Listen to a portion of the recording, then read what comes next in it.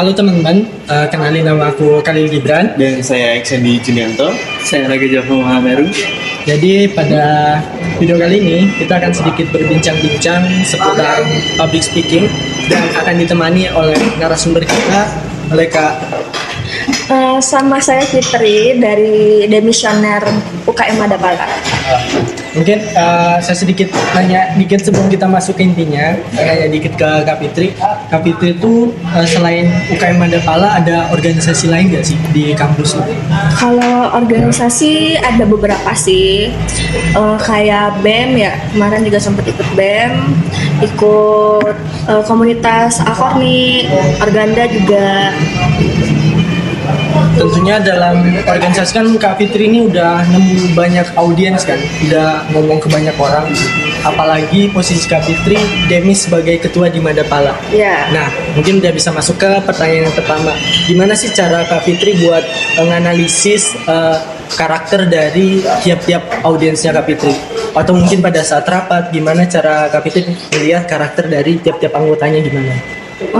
Untuk melihat karakter ya, pertama pastinya kan kita setiap orang itu punya karakter sendiri-sendiri. Jadi kalau lebih ke kalau di agenda rapat gitu kan, lebih melihat topiknya apa dan sifat dari merekanya gimana. Nggak bisa kita samain antara cara menanganinya itu sama. Jadi setiap orang ada yang mungkin yang ini kita lakuin dengan treatment yang berbeda, kayak ini lebih keras nggak apa-apa, tapi yang ini nggak bisa. Oh, jadi setiap orang tuh punya caranya sendiri ya buat Iya. Cara tersendiri. Ya lebih menganalisis dia sifatnya gimana. Iya.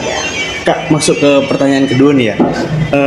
Gimana sih cara kakak memilih tema, terus menyiapkan bahan materi untuk menyampaikan ke audiens?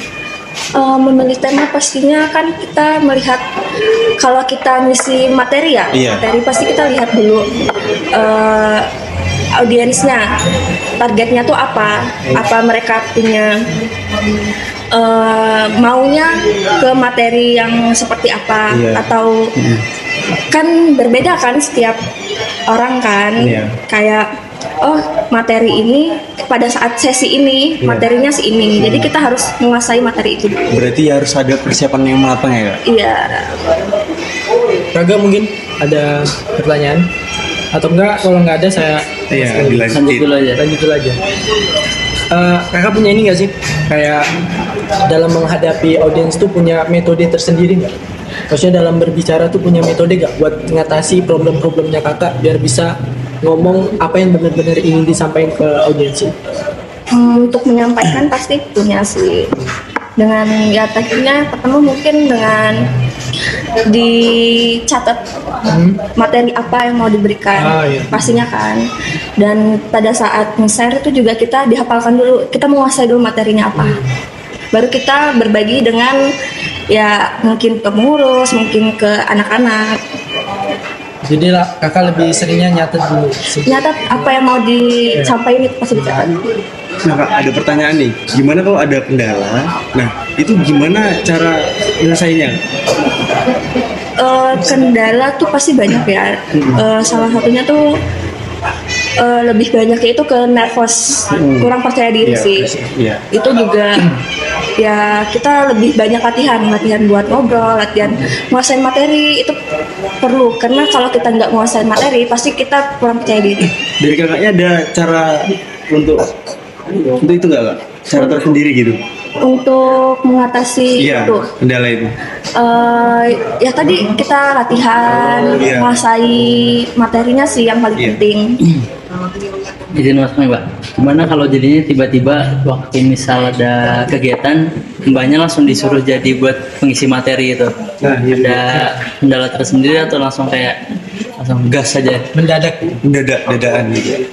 Materi itu pasti kalau disuruh kan tadi Iya. ya pasti mereka juga nggak mungkin kita nggak paham materi itu kita disuruh buat ngasih materi kan nggak mungkin. Pasti mereka tahu basic kita apa, pasti oh mbak ini bisa nih kayaknya, pasti ya mereka aja percaya sama kita, pasti kitanya juga bisa. Kan sering terjadi tuh kak ya. Apalagi posisi kakak pernah sebagai ketua.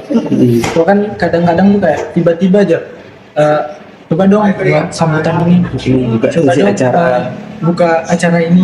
Iya, Spontan. iya pasti. Wih, Tapi pengalaman public speaking tuh bisa tumbuh ya seiring berjalannya seiring berjalannya waktu. Pasti. Lagi kita mau mencoba hal baru itu tadi. Iya, pasti kita juga lihat teman-teman kita, wah mereka bisa nih kayak gini. Pasti kita nanti, Enggak gitu. ya, kita nanti mencoba juga. Terus selama kakak menjadi ketua, apa hal yang paling penting untuk seorang ketua? Nurunin ego, Begini bro. ya pasti. Kalau dalam hal berbicara, Berbicara mungkin lebih ke cara penyampaian sih. Cara penyampaiannya mungkin bisa dikasih treatment yang berbeda-berbeda tiap orang. Karena kan ya sifat orang berbeda ya. Ada yang egonya lebih tinggi, kita nggak bisa juga lebih tinggi juga. Berarti harus lihat ego. Iya, egonya pasti. Karena kan kita juga sebagai ketua mikirnya ke depan, nggak hanya Iya. sekarang. Beda kalau kita jadi nggak jadi orang nomor satunya di situ. Pasti ya udah, abis ini acaranya udah. Kalau kita jadi ketua kan ya satu periode, kita mikirnya ke depan. Iya. misalnya balik lagi tadi yang ego. Misalnya gini mbak, misalnya kan tadi nurunin ego kan, maksud nurunin egonya itu kita itu ngalah aja atau gimana? Misalnya ada orang nih yang misalnya yang lebih tua lah, terus kita sebagai ketua waktu ngobrol nih yang lebih tua nih tetap kekeh, tapi dia nggak tahu nih posisinya salah atau benar. Terus kita sebagai ketua dari organisasi itu nurunin egonya itu dari kita ngalah aja atau kita ngasih taunya gitu? Nggak harus ngalah sih sebenarnya, kita juga bisa ngobrol. Lebih baiknya seperti ini, jika kayak gini ya resikonya apa? Pasti Jadi kan, harus dibicarain dengan baik-baik ya. iya pasti. Terus gini kak, pertanyaan berikutnya, apa platform yang digunakan narasumber gitu kak? Misal dari kakaknya nih, gimana platform yang digunakan tuh apa? Platform itu kayak website gitu ya. Nah iya, Kayak Instagram lah, Iya. Instagram. Kalau buat itu nggak ada sih, nggak ada ya? nggak ada.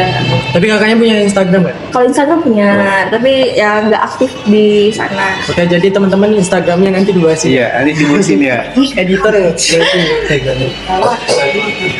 Oke, mungkin itu saja yang bisa kita bahas seputar public speaking, dan mungkin intisari dari pembahasan yang bisa kita ambil tuh kayak sebagai seorang speaker, apalagi pemimpin seperti kakaknya ini, kita lebih harus mentingin orang lain, kita lebih bisa ngerti bahwa kebutuhan tiap-tiap individu itu berbeda, dan kita harus mampu mengontrol dan menurunkan ego sendiri, terutama dalam berbicara dengan banyak orang. Harus banyak ngertiin orang lain juga. Mungkin kakaknya punya closing statement sebelum kita Iya, tutup. iya. Atau ada Kata-kata hari ini. Kata-kata hari ini. Lebih banyak bersyukur sih. Oh, banyak Alhamdulillah. banyak bersyukur. Oke, baik teman-teman, aku Gibran Saya Iksan Dijinianto. Saya Raga Jaka Mameru. dan kakak. Saya Fitri.